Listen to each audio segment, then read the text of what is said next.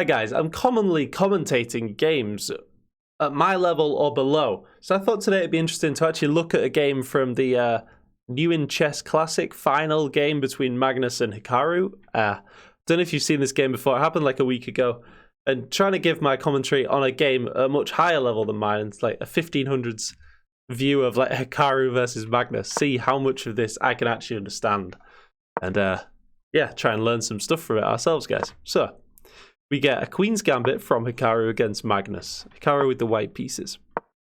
This is all fairly normal, just developing the knights. And then Hikaru just reinforces the center here, allowing the light square bishop to come out. Funnily though, actually just blocking in the dark square bishop, but this is a move. But just noting the dark square bishop is a little bit weak right now. So Hikaru just encouraging Magnus to take and develop the queen. Seems pretty nice for Hikaru. Just a 0.23 advantage. Actually, let's go self-analysis. Let's see what I think, and then we'll go with the analysis afterwards. Or the engine analysis afterwards. So castles by Hikaru, okay. And I want you guys, as we're going through, to be making your own judgments as well about the position, and then we can compare that against the actual engine. So Hikaru develops a knight. Seems okay. This is all fairly normal. And now just centralizing the rooks by both sides. So maybe that indicating Magnus wanting to break here. Because the rook's there supporting this pawn break. And then Hikaru, it's not clear where his pawn break is going to be. Maybe takes, maybe push and stifle this dark square bishop. But this bishop, even if pawn push, this bishop's still going to be very powerful along this diagonal. So Hikaru develops the bishop.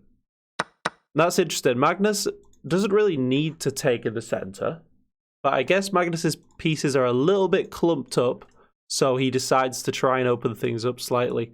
Hikaru with one more pawn in the center, so Magnus deciding to take that pawn off the board.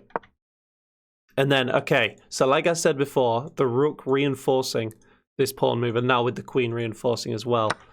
Magnus breaking in the center there. And now Hikaru just pawn up just to get out of this issue. Pawn push, just taking some space. Bishop slides back. So trying to trap the bishop here, so I guess Hikaru has to play. Oh no, the bishop's not trapped yet, I can just drop back. Preemptively. That's something you see grandmasters do a lot, guys. Instead of letting them come at you with tempo, they often move their pieces into a more consolidated position preemptively, like this move here. So that's interesting. Magnus's queen sliding back there. Why? I don't understand that move here. Maybe somewhere preparing to sack the bishop. Sometimes you want the bishop to be in front of the queen if you want to sack, so maybe like this, triangulate the pieces in order to sack the bishop, the two pawns, and start attacking. Or an idea like this. After queen slides back, maybe knight here, going after this pawn with the bishop and knight. Trying to just destroy Hikaru's kingside. It I don't know. We'll have to see in the analysis what that move's all about, guys. So here, again, Magnus continue with his plan. Instead, it doesn't come with tempo though, because Hikaru preemptively moved the bishop back. And now this just takes a lot of space on the queen side for Magnus. So wow, that's a funny move, isn't it? I mean, surely this bishop is on the perfect diagonal. But back here, I guess that's also a nice diagonal. So just rerouting both bishops. This bishop is horrible for Hikaru. As I said much earlier in the game, it was always blocked in. Yeah, so Hikaru rerouting this bishop.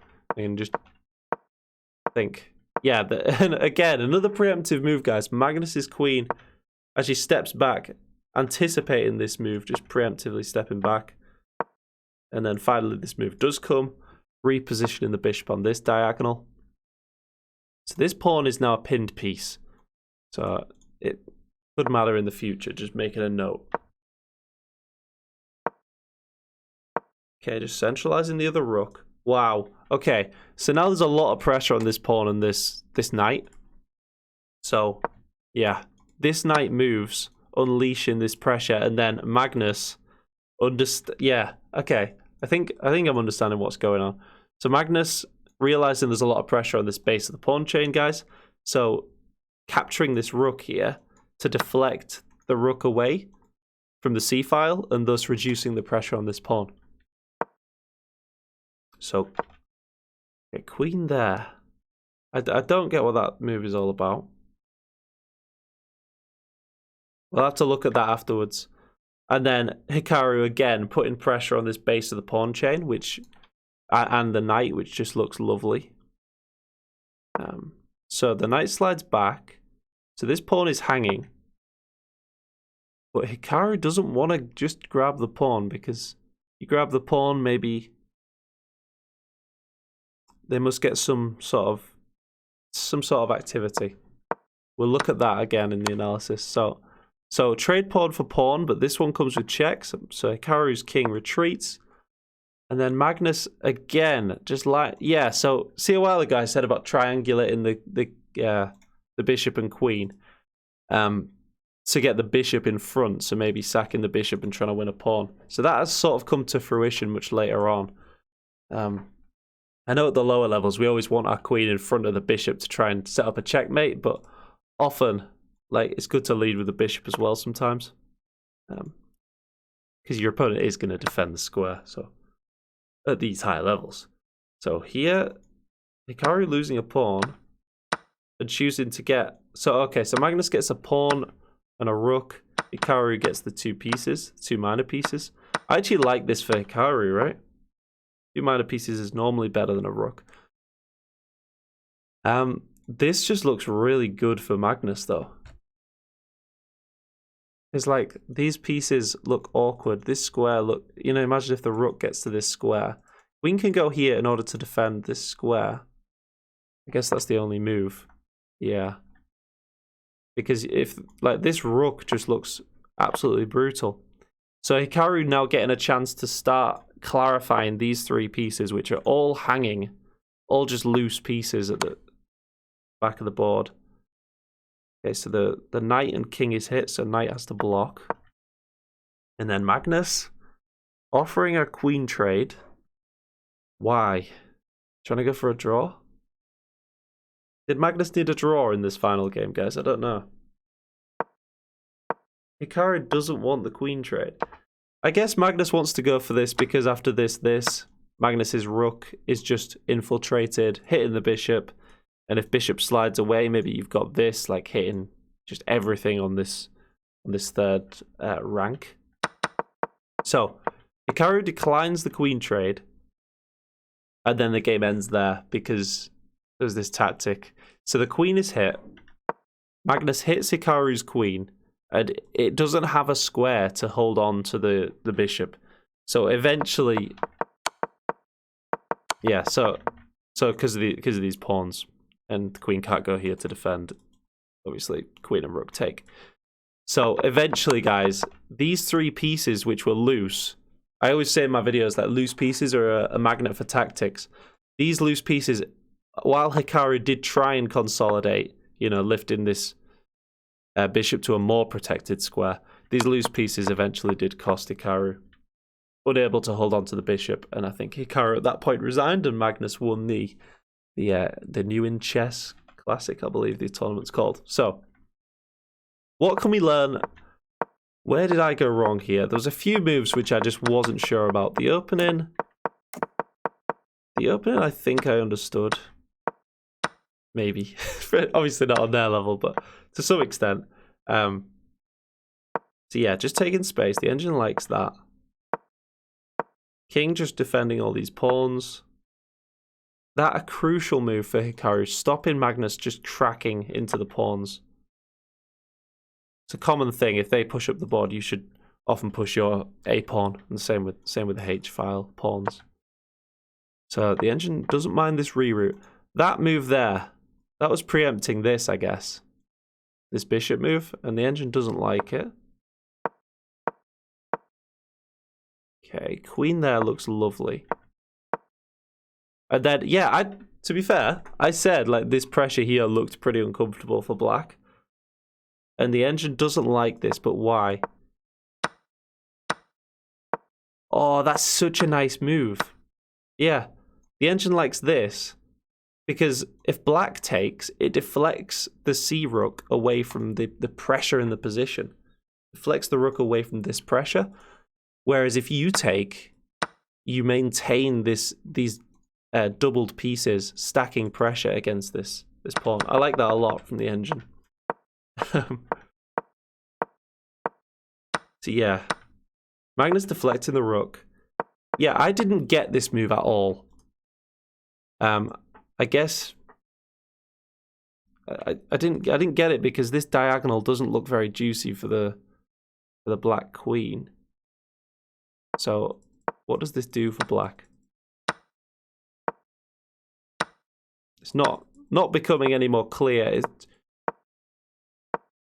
Maybe it just holds. Maybe I think it opens up the rook. Because before, there's no need to have a queen and rook doubled against this pawn wall. So I guess it actually activates the rook. Because a rook on its own is, in this case, more powerful than a stacked queen and rook because it's not stacking against anything. So sort of activating the rook. Also holding on to the knight as it was on this square. Just sort of a rotational move, I think. So the engine doesn't like this. Because of this, going after the... I mean, this would have been a king-queen fork, but Hikaru takes the pawn, so it's no longer a king-queen fork. Doesn't like that. Likes this instead, trading off the bishops. Because I guess you give up bishop for knight. Magnus has the slight advantage of having the bishop. And if here, it stops you losing this pawn and it stops the hit on the rook. But actually, I quite like this line as well. Oh, yeah. That does seem better because it disallows this move and this move. And it's sort of a little bit more... It's a little bit more together, guys. That's what Hikaru should have done. According to the engine, not me. So yeah. Takes with the bishop allows this, which just looks brutal. But apparently that's a missed win. And actually, this is better. Because you cannot defend the X-ray attacked bishop with the queen. Therefore, you have to trade queens. And therefore, like, you've just got 3 hanging pieces. And it just looks awful for white. I guess this. Oh, not even taking the bishop, just literally coming to this square, which is so powerful for black. And then I guess best move for white is just giving up the knight. And then retreating the bishop. And it's 2 bishops against rook. Which is losing for Hikaru because of this passed pawn. Even though 2 bishops is normally quite good. So that's happened in the game. We got this. This is bad because I guess it allows this, which is... Ah, there was that defense as well, removing the blocking piece, the queen defending the knight instead. This just looks very passive for white.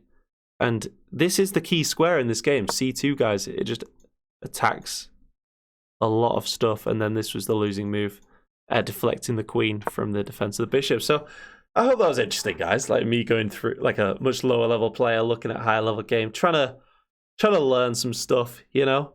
Let me know what your assumptions were about this game. Were you right about what you thought, or did you learn anything? Yeah, if you enjoyed that, like and subscribe. I'll see you next time. Cheers. Oh, and also, guys, a big thank you to Henke, David Gotzel, Ben Dury, and Mebsy, who have all supported the channel. It means a lot, guys. I might give you another shout out because I realised you might have clicked off as I said bye. But yeah, if you're still here, thanks a lot. Cheers. See you next time.